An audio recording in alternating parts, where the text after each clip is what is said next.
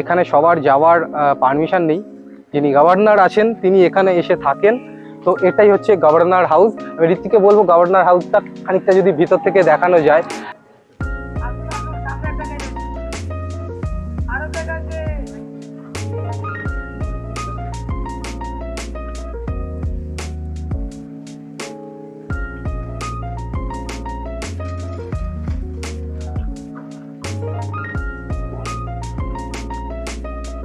তো আমরা যেটা ফার্স্টে দেখলাম সেটা হচ্ছে গভর্নর হাউসের ব্যাক মানে ব্যাক এন্ট্রি, যেটা এটা হচ্ছে ফ্রন্ট গেট।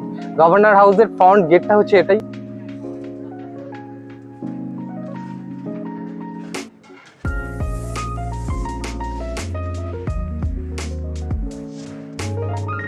গভর্নর মানে হচ্ছে রাজ্যপাল।